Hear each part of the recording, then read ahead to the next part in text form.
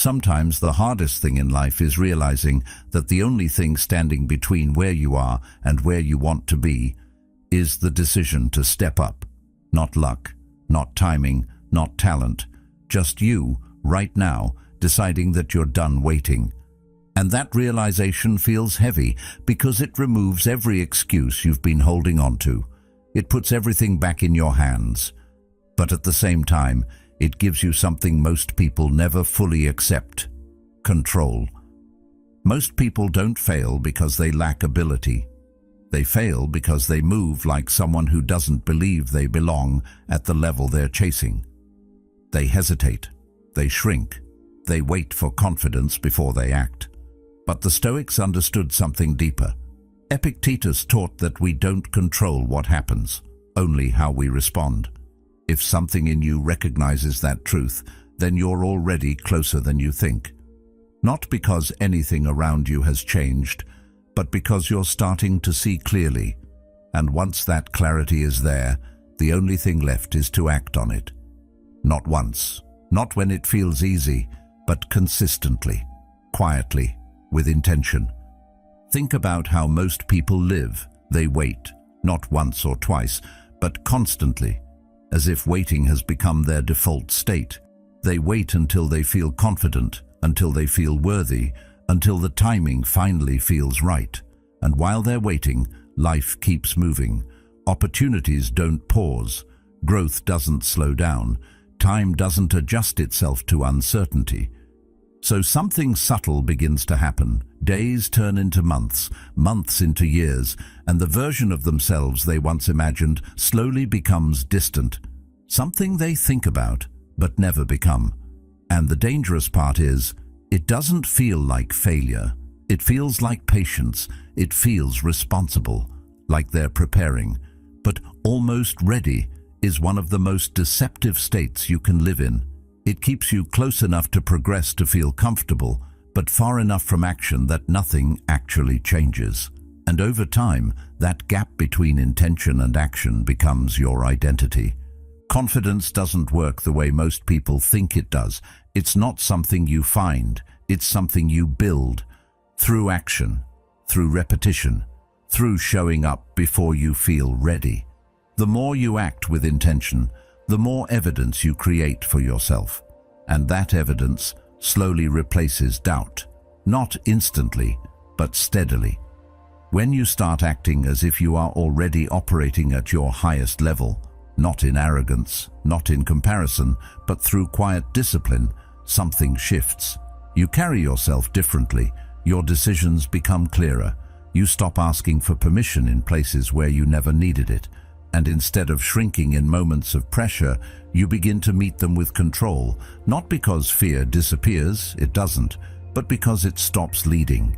Your actions are no longer dictated by how you feel in the moment. They're guided by who you've decided to be. And that creates a new baseline, one that doesn't fluctuate based on mood or circumstance, but stays consistent because it's rooted in identity. That idea has been understood for a long time. Epictetus once said, "First say to yourself what you would be, and then do what you have to do." There's a simplicity to that, but also a level of clarity most people avoid. It doesn't suggest waiting until you become something. It suggests deciding first, clearly, and then aligning your actions with that decision. Identity comes before behavior, and once that identity is set, your actions begin to follow. You start noticing it in small ways. The way you handle conversations changes. You become more present, less concerned with how you're being perceived. Your focus sharpens because you're no longer dividing your attention between action and doubt. Even the way you approach challenges shifts. Instead of asking whether you're capable, you start asking what needs to be done, and then you move. And that movement, repeated over time, builds something that can't be faked. A quiet certainty, not loud, not dramatic, just steady, grounded, real. And as that certainty grows, something else happens. You stop needing validation. Not completely, but enough that it no longer controls you. You're not looking for approval in every step or reassurance in every decision. That doesn't mean you ignore feedback. It means your direction is no longer dependent on it. You become anchored in your own standard. And that anchor creates stability, especially in moments where most people hesitate. The more you act in alignment with that standard, the more natural it becomes. What once felt forced begins to feel familiar. What once required effort becomes automatic, not because it's easy, but because it's consistent. Repetition removes resistance, familiarity removes doubt, and over time you stop thinking about acting like the best version of yourself. You simply operate that way. That's why waiting is so costly. Not just because of lost time, but because of what it reinforces. Every time you wait for confidence before acting, you strengthen the belief that you need permission. But every time you act first, even in small ways, you weaken that belief. You prove to yourself that action doesn't require perfect conditions. It requires a decision. And once that decision is made, everything begins to align. Not instantly, not perfectly, but steadily. And that steady alignment is what builds momentum. It's what closes the gap between where you are and who you're becoming. Because in the end, you don't become the best by waiting. You become it by acting like it. Until one day there's no difference between who you are and how you move. And if this way of thinking resonates with you, then don't treat it as something you just listen to and move on from. Stay with it. Let it shape how you think, how you act, how you show up. Because growth doesn't come from hearing ideas. It comes from returning to them and living them. And if you're choosing to stay on that path, then consider subscribing as a step toward reinforcing the kind of mindset you're building. The shift is not about becoming someone new overnight. It's about choosing a standard and living by it, even when it feels unfamiliar. It's about recognizing that confidence is not a prerequisite for action, but a byproduct of it. And most importantly, it's about understanding that the version of you you're aiming for is not as far away as it seems. It's built through the choices you make right now, in moments that feel small, but carry more weight than you realize. And maybe there's a part of you pushing back against all of this, quietly saying, "But I'm not the best." That thought feels honest. It feels grounded. It even feels rational. And that's exactly why it stops so many people before they ever begin. Because the moment you define yourself by where you currently are, you lock yourself into that position. You treat identity like something that must be earned first, proven over time, confirmed by results. And until that proof shows up, you hold yourself back. You hesitate. You move carefully, as if you're waiting for permission from reality to finally see yourself differently. But that way of thinking has it backwards. Identity isn't something you arrive at after the work is done. It's something you choose before the work even begins. The standard you set for yourself determines how you act long before results ever appear. And when you delay that decision, you delay everything that comes with it. Because if you don't see yourself as someone who operates at a high level, your actions will always reflect that. Not because you lack ability, but because your behavior is aligning with a lower standard that you've accepted without even realizing it. That's where the shift starts to deepen.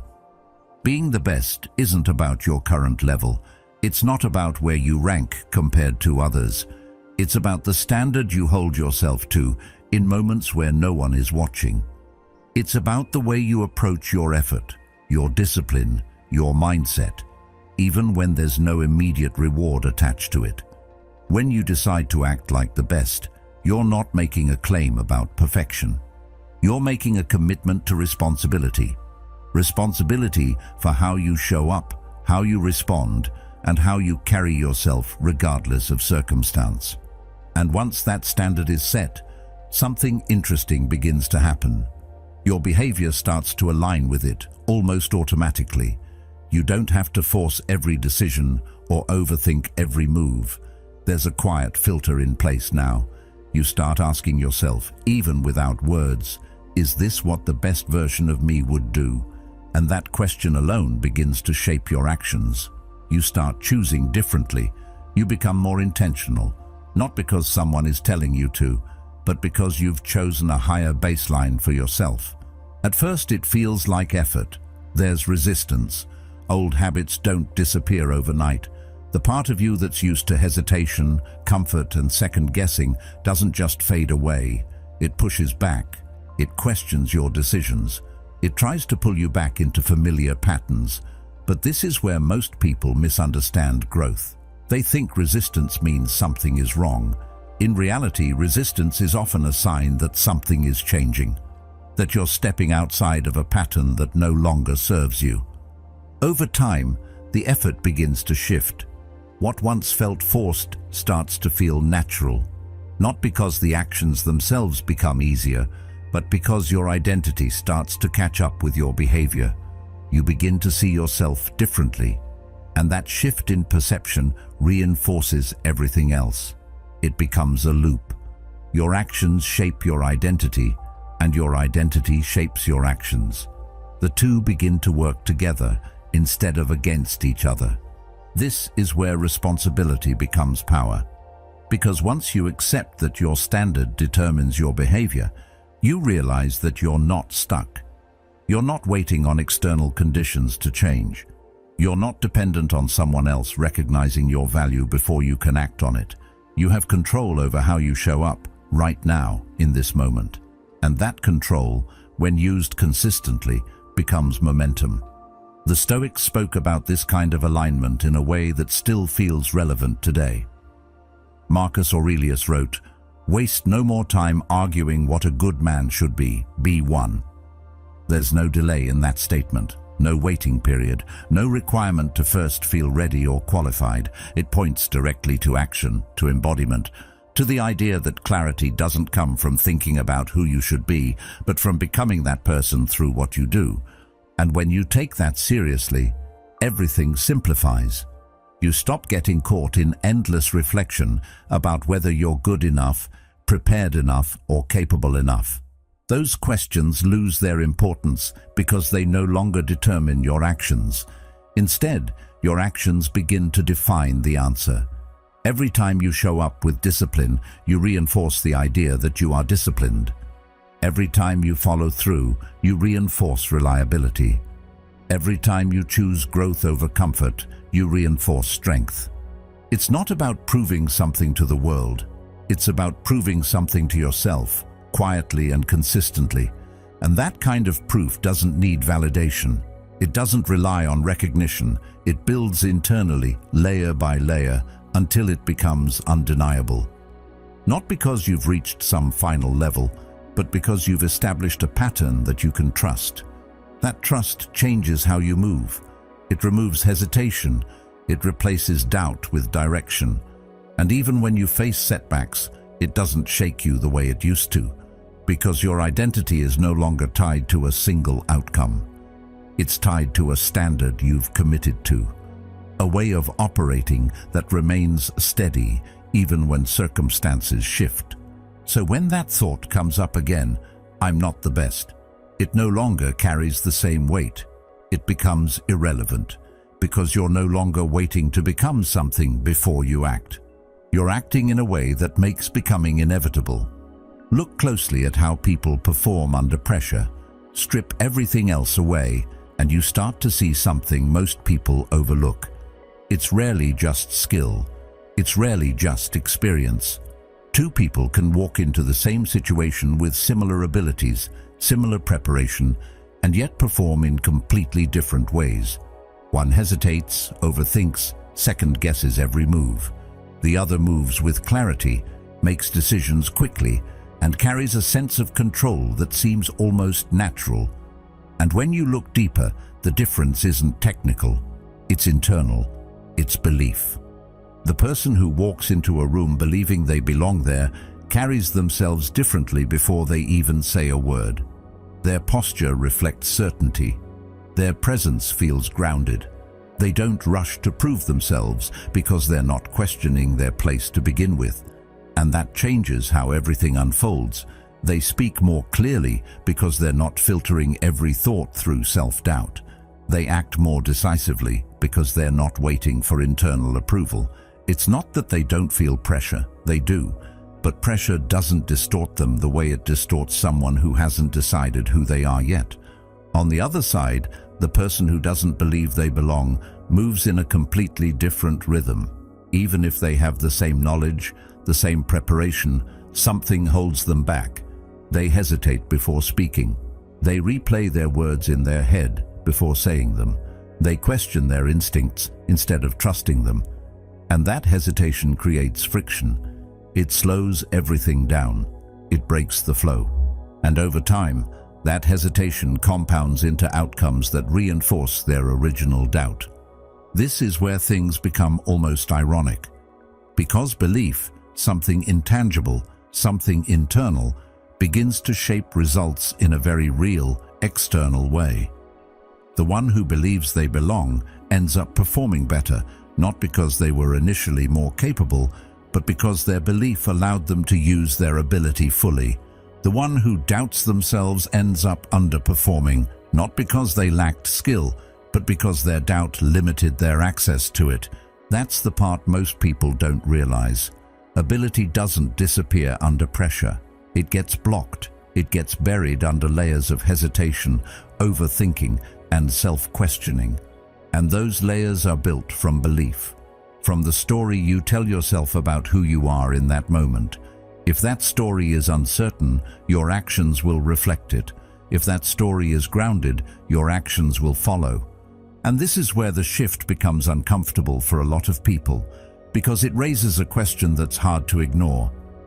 Are you waiting for results to believe in yourself, or are you willing to believe first and let the results follow? Most people choose the first path. It feels safer. It feels logical. I'll believe in myself once I prove something. But the problem with that approach is that the proof they're waiting for often depends on the belief they don't yet have. So they stay stuck in a loop. They wait for results to build confidence, but they need confidence to produce results. And without breaking that cycle, nothing changes. They stay in the same pattern, repeating the same behaviors, getting the same outcomes, and reinforcing the same beliefs. It becomes self-confirming, not because it's true, but because it's consistent. Breaking that cycle requires a different approach. It requires deciding to believe before you have the evidence. Not blindly, not arrogantly, but deliberately. Choosing to act as if you belong, even if part of you still feels uncertain. Because that decision changes how you show up. It changes how you think, how you speak, how you move. And those changes begin to create new outcomes. At first, those outcomes might be small, subtle shifts, slight improvements, but they matter because they start to build a new kind of evidence that supports a different identity, and as that evidence grows, the belief that once felt forced begins to feel real. Not because you convinced yourself with words, but because you reinforced it with action. This is something that has been understood for a long time, even if it's often ignored in practice. Carl Jung once observed that, until you make the unconscious conscious, it will direct your life, and you will call it fate.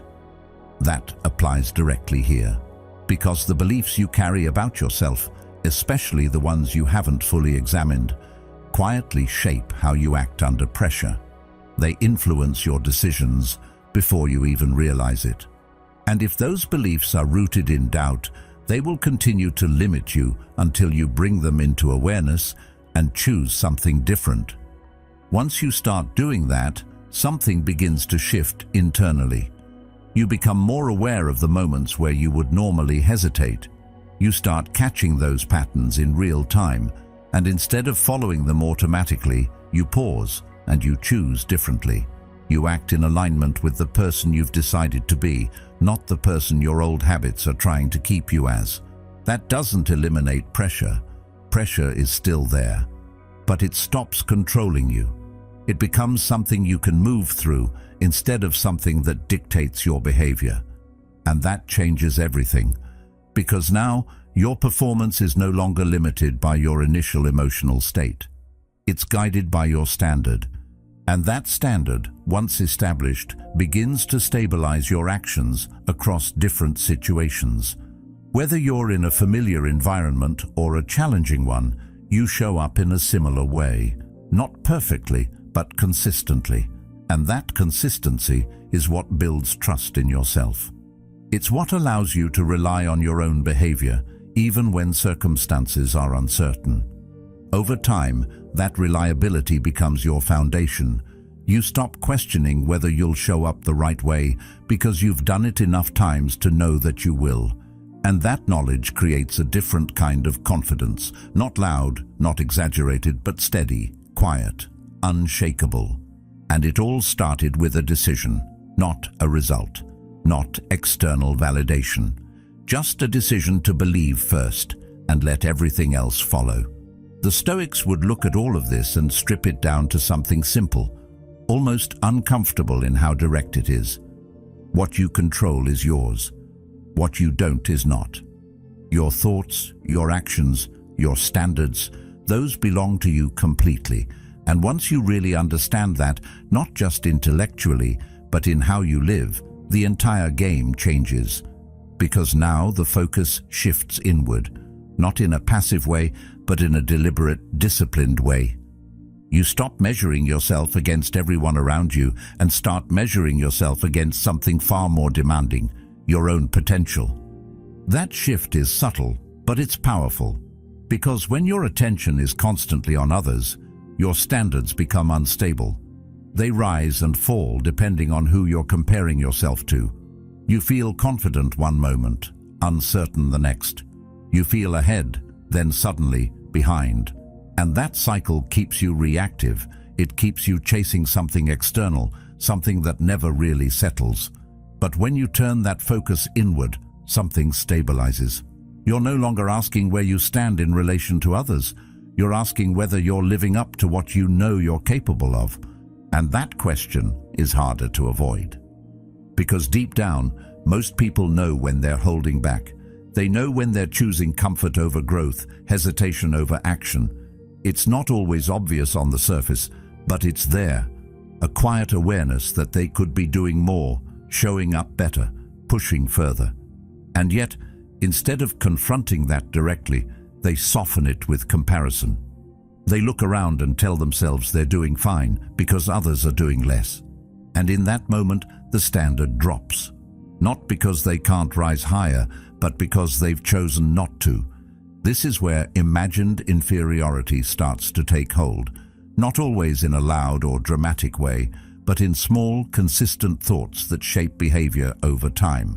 The belief that someone else is naturally better, that others are more capable, more deserving, more prepared. And those beliefs, even when they're not fully conscious, begin to influence how you act. You hesitate more, you speak less, you second-guess decisions you would otherwise trust, and over time, that hesitation becomes part of your identity. But what's important to understand is that much of this exists in your own perception. It's constructed internally, reinforced through repetition, and rarely challenged directly.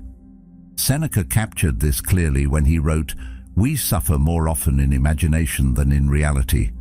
That imagined gap between you and others, that sense of being behind or not enough, often has more influence over your behavior than actual limitations.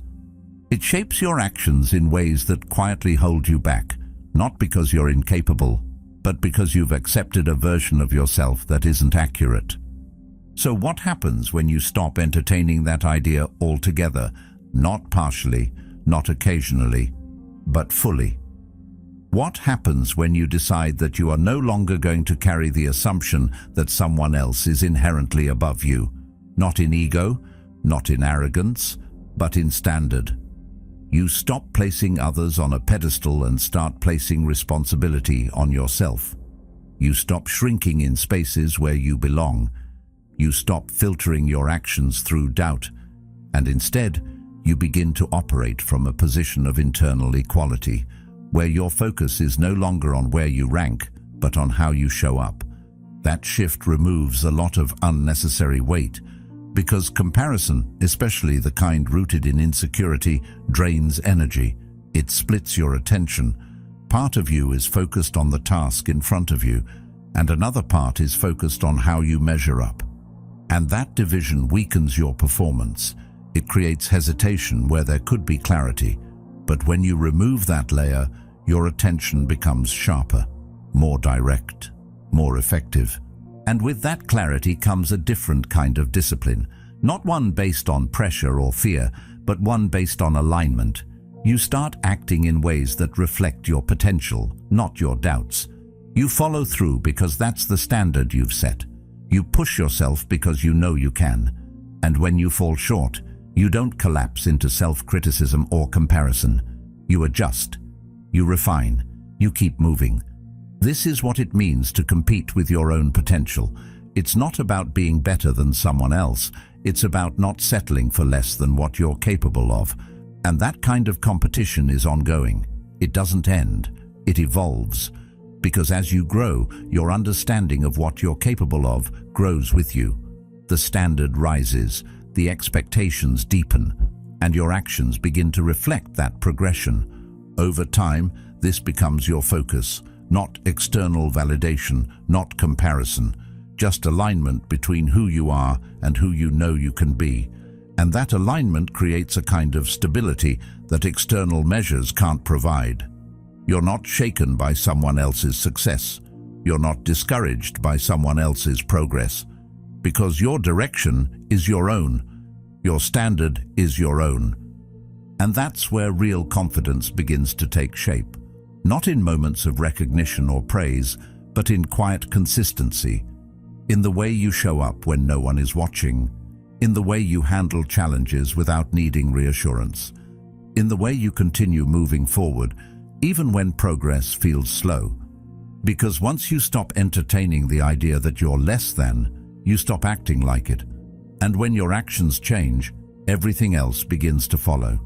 At first, it's going to feel off. Not just slightly unfamiliar, but genuinely uncomfortable in a way that makes you question what you're doing. You'll feel like you're stepping into something that doesn't fully belong to you yet. Like you're trying on a version of yourself that hasn't settled in. And that discomfort can be misleading because it doesn't feel like progress. It feels like resistance. It feels like you're forcing something. But that's exactly what growth looks like in the beginning. It doesn't arrive as confidence, it arrives as friction. That friction shows up in simple moments. You speak a little more directly than you're used to, and immediately you notice it. You carry yourself with more intention, and it feels almost unnatural, like you're being watched even when you're not. You make a decision faster than you normally would, and part of you wonders if you rushed it. None of these moments are dramatic on their own, but together they create a sense that you're operating outside your comfort zone, and that's where most people pull back. They interpret that feeling as a sign that something is wrong, but nothing is wrong. In fact, that discomfort is a signal that something is changing. It means you're no longer operating from the same patterns that kept you in place before.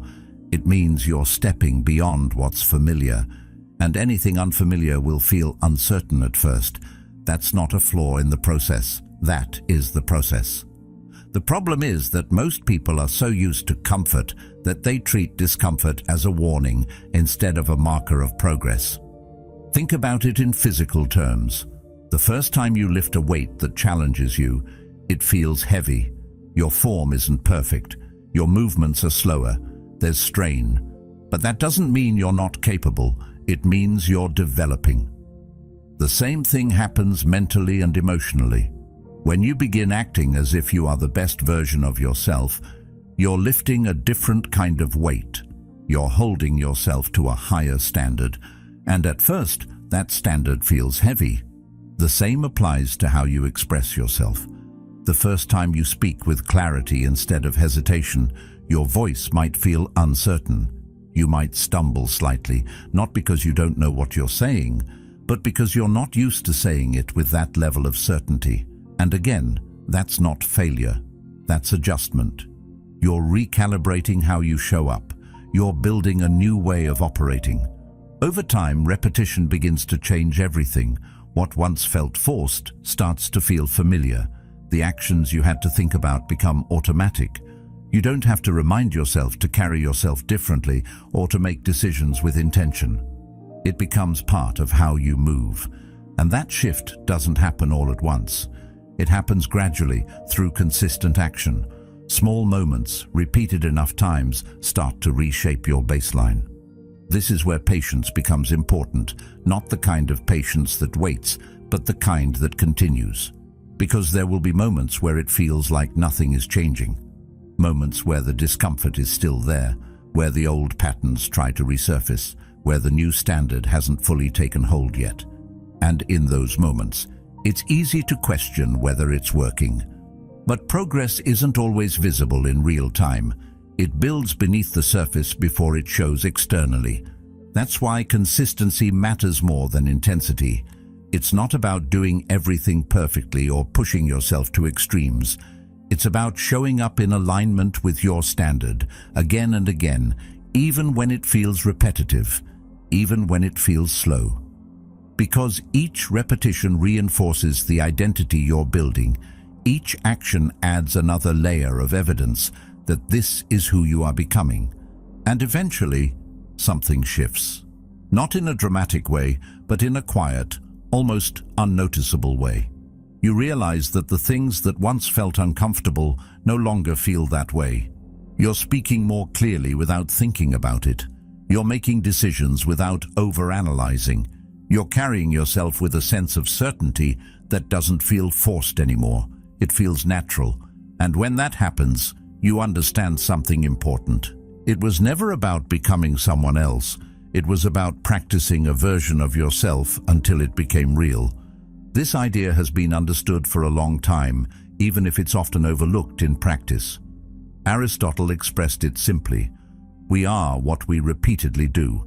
Excellence, then, is not an act, but a habit. That line captures the entire process, not as something abstract, but as something practical. Your identity is shaped by what you do consistently, not by what you intend or imagine. So when acting like the best feels strange, it's not evidence that you're pretending. It's evidence that you're early in the process. You're stepping into a standard that you haven't fully grown into yet, and that gap between where you are and where you're going is where the discomfort lives. But that gap closes with repetition, with consistency, with action that doesn't depend on how you feel in the moment. And once it closes, the thing that once felt unnatural becomes your default.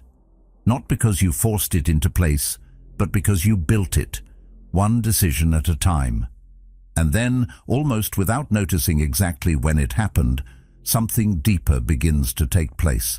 The effort that once felt constant starts to fade into the background. You're no longer reminding yourself at every step to act differently, to think differently, to hold yourself to a higher standard. The reminders become quieter because they're no longer necessary. What used to require conscious effort begins to happen on its own. Not perfectly, not in every moment, but consistently enough that it feels like a shift rather than a struggle. At first, you might catch it in small ways. A decision you would have overthought before now happens quickly, almost naturally. You choose discipline without negotiating with yourself. You move forward without the usual pause of hesitation, and afterward you realize you didn't have to push yourself to do it. It just happened. That moment is subtle, but it's important, because it shows you that something has changed beneath the surface. The identity you've been practicing is starting to settle in. This is where repetition begins to show its real value, not in the visible results, but in the internal rewiring that happens over time. Every time you acted in alignment with a higher version of yourself, even when it felt unnatural, you were reinforcing a pattern. And those patterns, repeated enough times, begin to form habits. Not just habits of behavior, but habits of thought. You start thinking differently without trying. You start seeing situations through a different lens, one that is less reactive and more intentional. What's interesting is that this shift doesn't feel dramatic. There's no single moment where everything changes at once. Instead, it feels like a quiet transition. You look back and realize that the things that used to challenge you don't have the same hold over you anymore. The hesitation that once slowed you down has less influence. The doubt that once dominated your thinking now feels distant, almost irrelevant. And in its place, there's a steadiness that wasn't there before.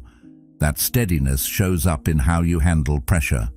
Where you once would have questioned yourself, you now act with clarity, not because you're certain of every outcome, but because you trust your ability to respond. And that trust is built on repetition. It's built on showing up consistently, on making decisions aligned with your standard, even when it wasn't easy. Over time, those decisions create a foundation, and that foundation becomes something you can rely on. This is where discipline starts to feel different. It's no longer something you force yourself into. It becomes part of your default. You choose the harder option without needing to justify it. You follow through without needing external motivation. You act, not because you're trying to prove something, but because it aligns with who you are. And that shift from effort to identity is what changes everything. Because when something becomes part of your identity, it no longer requires constant attention. You don't need to think about being disciplined any more than you think about breathing. It's integrated. It's part of how you operate. And that integration frees up energy. You're no longer spending mental effort deciding whether to act in a certain way. The decision has already been made.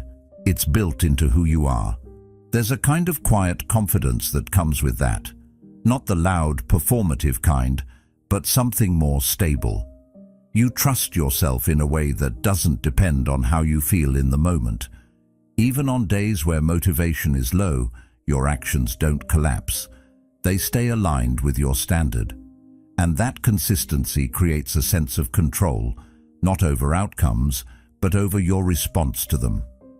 This idea has been reflected in Stoic thought for centuries. Epictetus put it simply, "No great thing is created suddenly." That includes identity. It's not something you adopt overnight. It's something you build through repeated action, through consistent alignment with the version of yourself you've chosen to become. And while the process might feel slow in the beginning, it compounds in ways that are hard to see until you've experienced them. As this process continues, you begin to notice that your choices are no longer driven by short-term comfort. You start prioritizing what aligns with your long-term standard. That doesn't mean you never feel resistance or that everything becomes easy. It means that resistance no longer dictates your behavior. You feel it, but you move through it. You acknowledge it, but you don't follow it. And that creates a different kind of freedom. Not the freedom to do whatever feels good in the moment, but the freedom to act in alignment with who you've decided to be. The freedom to choose discipline without conflict, to choose clarity without hesitation, to choose action without waiting for the perfect emotional state. That freedom is built, not given, and it comes from consistency. At a certain point, the question of whether you're acting like the best stops being relevant, because there's no longer a gap between the act and the identity. You're not performing a role, you're living in alignment with it. The behaviors that once felt intentional become instinctive. The mindset that once required effort becomes your default. And that's when the shift is complete. Not because you've reached some final version of yourself, but because the process itself has become part of who you are. You're no longer trying to become the best. You're operating in a way that continuously moves you in that direction. And that movement is steady, grounded, and self-sustaining. It started as a decision, then it became a practice, and now it's who you are. But there's something important that can't be ignored if this is going to be real. Acting like the best version of yourself doesn't mean pretending your weaknesses don't exist. It doesn't mean covering them up with confidence or avoiding the parts of yourself that feel uncomfortable to look at. In fact, it requires the opposite. It requires a level of honesty that most people spend their lives avoiding. Because the moment you decide to hold yourself to a higher standard, you also remove the ability to lie to yourself about where you're falling short. And that's where things start to get difficult in a different way.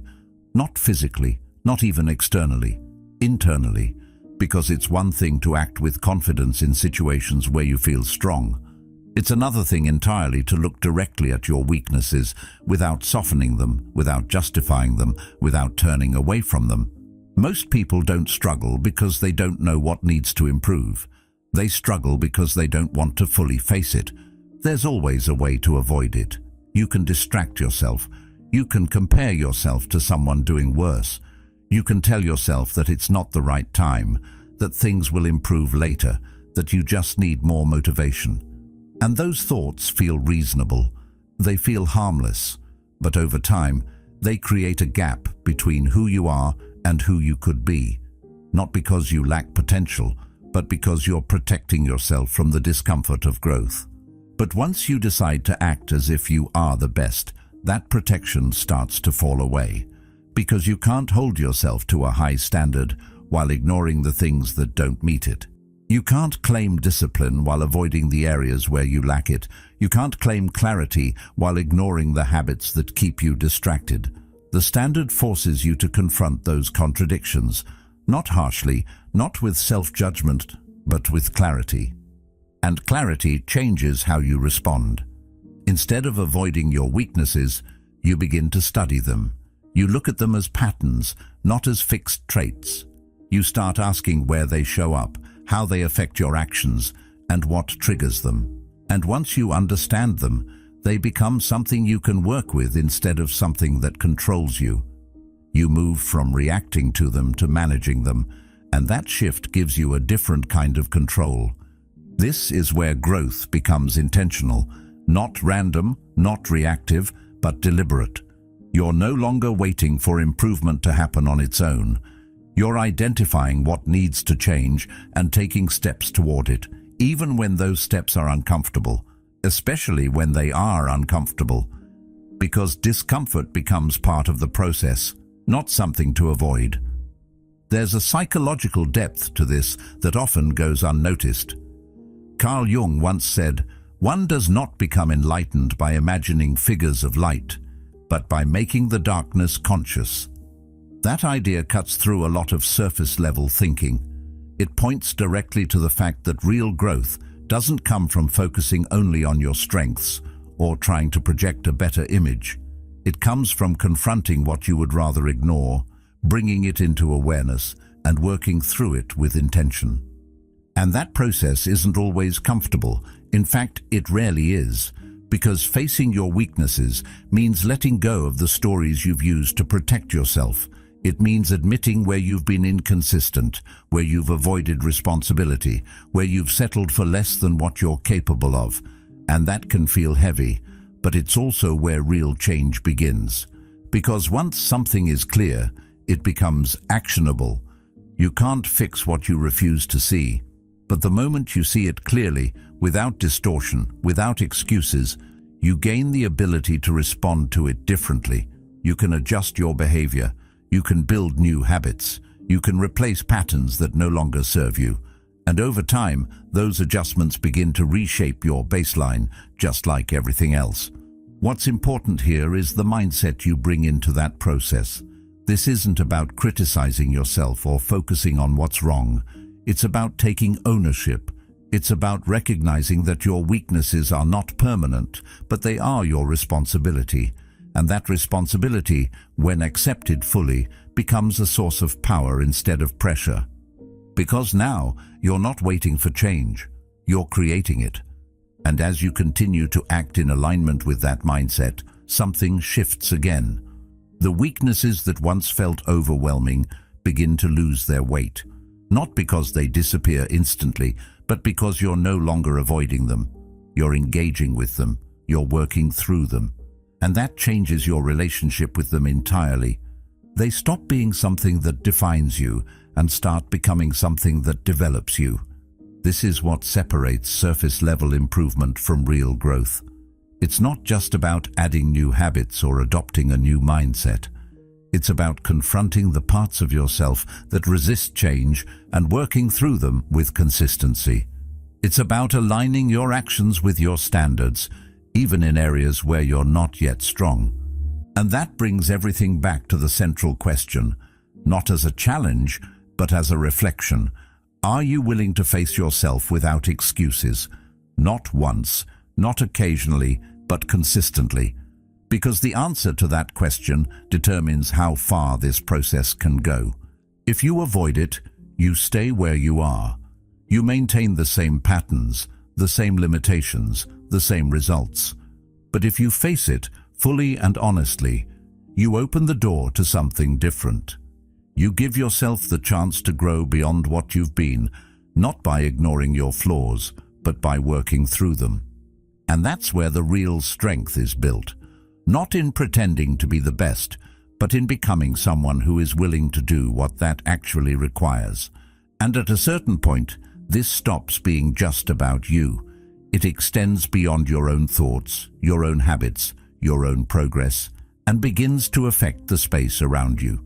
Not in an obvious or forced way, but in something quieter and more consistent. When you carry yourself with that level of certainty and discipline, people notice.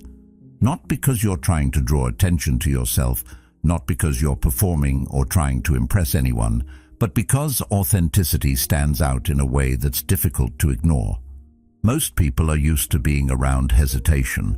They're used to second-guessing, inconsistency, and uncertainty, not just in others, but in themselves. So when someone shows up differently, when someone moves with clarity and follows through without constant negotiation, it creates contrast. And that contrast doesn't need to be explained. It's felt. It changes the tone of interactions. It shifts expectations, sometimes without a single word being said. You start to notice that people respond to you differently. Conversations feel more direct. There's less need to justify your decisions or explain your thinking. It's not that people suddenly agree with everything you do, but they recognize something in the way you carry yourself, a sense of direction, a sense of consistency. And that recognition changes how they engage with you. But what matters more is the effect it has beyond those interactions. Because when you consistently operate from a higher standard, it creates a ripple effect. The people around you begin to adjust, even if they don't realize it consciously. Your discipline makes their lack of discipline more visible. Your clarity makes their hesitation more noticeable. Not in a judgmental way, but in a reflective way. It gives them a reference point. And sometimes that reference point is uncomfortable, not for you, but for them. Because it challenges their current patterns. It shows them what's possible, not in theory, but in practice. And that kind of exposure can lead to two different responses. Some people will feel inspired. They'll start raising their own standards, pushing themselves a little further, aligning their actions more closely with what they know they're capable of. Others might resist it. They might distance themselves, not because of anything you've done, but because your consistency highlights something they're not ready to face yet. And that's something you have to understand clearly. When you begin to change, not everyone will respond the same way. And that's not something you control. Your responsibility is not to manage how others react. It's to stay aligned with your own standard, because the moment you start adjusting your behavior to make others more comfortable, you begin to lower that standard again. You start compromising the very thing you've been building. There's no emphasis there on convincing others, on explaining yourself, or on seeking approval. It's about embodiment, about living in a way that reflects your values without needing to announce them. And when you do that consistently, influence becomes a byproduct. Not something you chase, not something you try to control, but something that naturally emerges from how you live. People observe your actions, they see the consistency, they see the discipline, and over time, that begins to shape their perception, not just of you, but of what's possible for themselves. This is what real confidence looks like. It doesn't dominate the room. It doesn't try to overpower or outshine others. It elevates. It creates space for clarity, for focus, for higher standards. It leads by example rather than by force. And that kind of presence has a lasting effect because it's not based on performance, it's based on alignment. You're not trying to be better than anyone else. That's not the goal. The goal is to be fully aligned with your own potential, and when you do that, the comparison fades. You're not measuring yourself against others anymore. You're not competing in the way most people think of competition. You're focused on your own standard, your own growth, your own consistency. And that focus creates a kind of stability that others can feel. It removes unnecessary tension. It simplifies your interactions. You're not trying to prove anything, so there's no pressure to perform. You're just operating in a way that reflects who you've decided to be. And that authenticity is what makes the difference. Over time, that presence becomes part of your environment. It influences the spaces you're in, the conversations you have, the expectations that form around you. Not because you're controlling those things, but because your consistency sets a tone. And that tone carries through everything you do. It's a quiet kind of influence, but it's powerful, because it doesn't rely on words. It doesn't rely on persuasion. It comes from action, from repetition, from alignment, and that makes it sustainable. It doesn't fade when attention shifts or when circumstances change. It remains, because it's rooted in who you are, not in what you're trying to project. And in that way, what started as a personal decision becomes something larger, not because you intended it to, but because that's the nature of consistent action. It extends beyond you, it shapes the environment around you, and it gives others a glimpse of what it looks like to live with intention. Not perfectly, not completely, but genuinely. Of course, there will be moments where things don't go your way. That part is unavoidable. No matter how disciplined you become, no matter how aligned you are with your standards, there will be outcomes you didn't expect. Efforts that don't pay off immediately, situations that don't unfold the way you planned. And in those moments, something important is tested. Not your ability, not your potential, but your identity. Because failure has a way of pulling people back into old patterns, back into doubt, back into questioning everything they've been building. The difference is not in whether failure happens, it's in how it's interpreted. Most people attach failure directly to who they are. They don't just see it as something that happened, they see it as something that defines them. A mistake becomes a reflection of their capability. A setback becomes a judgment on their worth. And once that connection is made, everything shifts. Confidence drops. Hesitation returns. The standard they were trying to hold begins to weaken, not because it was unrealistic, but because it wasn't yet stable enough to withstand pressure. But when you operate from a different identity, the meaning of failure changes completely. It stops being something personal. It becomes information, feedback, a signal that something needs to be adjusted, refined, or improved. And that shift is critical because it allows you to stay consistent even when results don't match your expectations. You don't step out of your standard just because the outcome wasn't ideal. You stay aligned and you adapt. This is where acting as if you are the best becomes more than just a mindset. It becomes a stabilizing force. Because when your identity is rooted in how you show up, rather than in what happens externally, failure loses its ability to disrupt you. It still matters. You still care about the outcome. But it doesn't redefine you. It doesn't pull you back into uncertainty. It becomes part of the process, not a contradiction of it. There's a level of resilience that comes from that. Not the kind that ignores failure or pretends it doesn't matter, but the kind that absorbs it without collapsing. You're able to look at what went wrong without turning it into a judgment about yourself. You can take responsibility without taking on unnecessary weight, and that clarity allows you to move forward more effectively because you're not carrying doubt into the next attempt. This perspective has been central to Stoic thinking for a long time. Marcus Aurelius wrote, "The impediment to action advances action. What stands in the way becomes the way." There's something powerful in that idea, but it only works if you stay consistent in who you are. If every obstacle causes you to step back into doubt, then the obstacle remains a barrier. But if you stay aligned with your standard, if you continue acting in accordance with the identity you've chosen, then the obstacle becomes part of your development. And that's where most people break the pattern. They don't fail because the obstacle is too great. They fail because they allow the obstacle to change how they see themselves.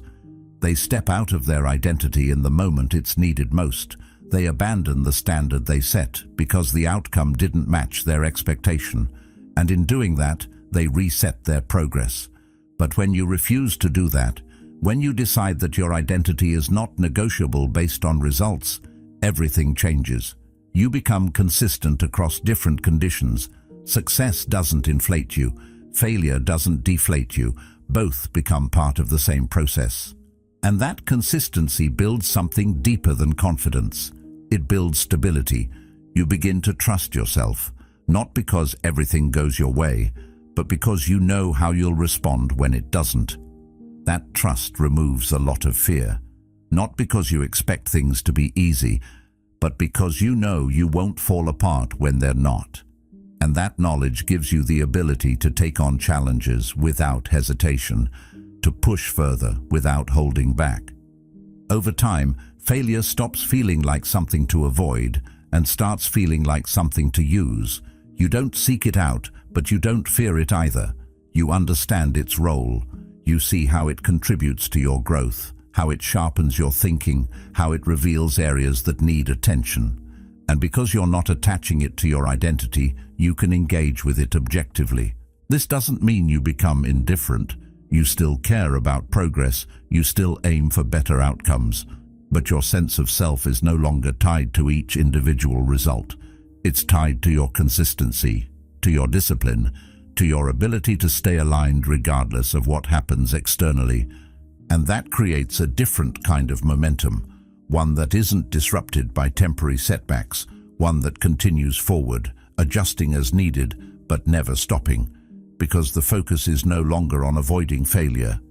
It's on maintaining alignment, on continuing to act in a way that reflects your standard, even when it's challenged.